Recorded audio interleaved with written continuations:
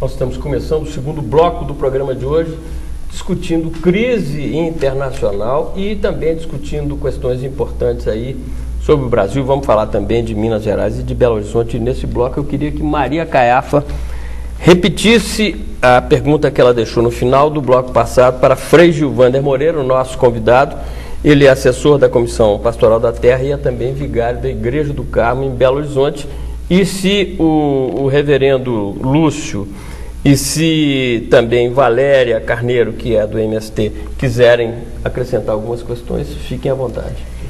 Eu vou até, Frei Gilvander, ligar as palavras de um grande pensador da história, que foi Marx, né? Quando ele diz que ele não usou essas palavras, eu vou usar, o capitalismo é autofágico, né, e as próprias contradições do capitalismo acabariam levá-lo a acabar, né? E nós estamos vendo aí que aquele mercado que nós colocamos aqui, até feito o Moita, né? O mercado volta a necessidade dessa regulação do mercado, volta a questão da estatização, isto é, da intervenção do Estado na economia privada nos grandes países capitalistas, né? Isso aí não é em nenhuma pequena sociedade que pleiteia o socialismo, nada disso. Então, o que eu tinha te colocado era uma coisa que eu acho que é muito retrato dessa sociedade que nós estamos, cheias de contradições. Eu falei da exacerbação dos problemas que os homens não conseguem mais resolver, né? E levantei aqui a questão da comunicação. Então, eu estava te perguntando exatamente isso. Por que uma experiência como do assentamento das pastorinhas, né, que é riquíssima, sim, eles estão vendendo os produtos orgânicos no Colégio Marista, lá na Igreja do Carmo, em várias outras escolas. Na Escola Balão Vermelho. No Balão Vermelho, várias outras escolas que eles estão procurando essas parcerias, e a sociedade está acolhendo de braços abertos pessoas que são consideradas criminosas, né? Então, essa contradição que nós vemos aí, tantos outros, por que a Globo não guarda um pedacinho para dar notícia de projetos como esse e tantos outros nós temos aí? Ou ela ou outros veículos de comunicação, né? Revistas, inclusive. Nós, inclusive, né? Dá mais divulgação. É isso. Ô Caiafa, evangelho quer dizer boa notícia. Mas não é só boa notícia, é boa notícia para os pobres, que implica ser uma péssima notícia para os opressores dos pobres. Eu tenho a convicção que, por exemplo, eu acalento um sonho, né? O Martin Luther King tinha um sonho, eu também tenho um sonho da gente criar um esquema de comunicação a partir de rádios comunitárias, TVs comunitárias com canal aberto, com rádios, com jornais municipais, paroquiais e comunitários, para que esses exemplos positivos vá se disseminando. Porque acontece muito mais coisa boa, positiva, que gera esperança, do que as desgraças que a gente vê na telinha da mídia. Só para citar um outro exemplo, agora dia 17 de novembro último, nós fizemos aqui na Igreja do Carmo, em Belo Horizonte, o 8º Encontro Mineiro dos Padres na Política. Participaram 25 padres, 10 padres que são prefeitos, eleitos ou reeleitos para administrar 10 cidades de Minas Gerais, alguns outros que são padres casados que estão exercendo, alguns que são vereadores e outros que estão na política com P maiúsculo, mas que não abraçam a política partidária, quer dizer, não se elegem. E lá foi uma beleza, assim, a partilha de experiências, e gostaria de fazer referência a uma. Por exemplo, o padre Aureliano, que foi eleito prefeito agora da cidade de Malacacheta, cidadezinha pequena, 18 mil habitantes, no Vale de Quitionha. E em síntese a história é o seguinte: há 5 anos atrás, ele, com os seus 10 anos de sacerdócio, convocou a comunidade para todo dia, meia hora de penitência, às 5h30 da manhã na igreja, durante 40 dias, a quaresma, né? Campanha da fraternidade. Tudo. No 9º dia, lendo o Salmo 91 lá, e o Senhor é meu Pai, tal, quem que me protege, quem são os escorpiões, quem vai nos livrar e tudo. Alguém deu uma sugestão, falou: está grande a violência aqui na região, no município, matar fulano.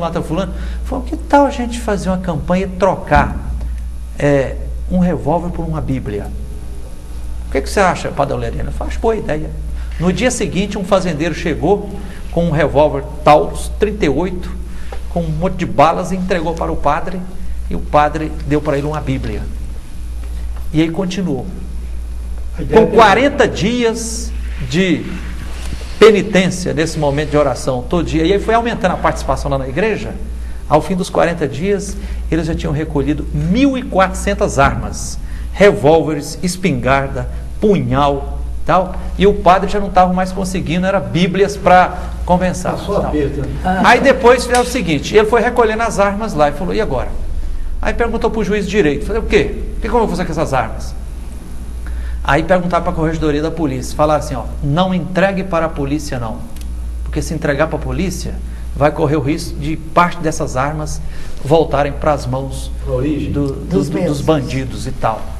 Aí um juiz deu autorização e tudo para destruir as armas. Cerraram todas as armas e em praça pública lá, convocaram a população, 10 mil pessoas em praça pública, celebraram a missa, fizeram uma celebração e passaram os tratores de esteira em cima das armas, pois colocou tudo ferro velho lá e tal. Aí depois, outro exemplo lá, uma que tinha sido vítima de vários tiros lá, uma mulher estava paraplégica na cadeira de roda e o pessoal dando cesta básica, o padre Aureliano falou, ô gente, vamos parar da cesta básica, vamos fazer um mutirão e construir a casinha dela? Aí o pessoal topou, o pedreiro ajudou e tudo e tal. Depois de 6 meses, eles conseguiram construir na cidade lá 40 casas populares.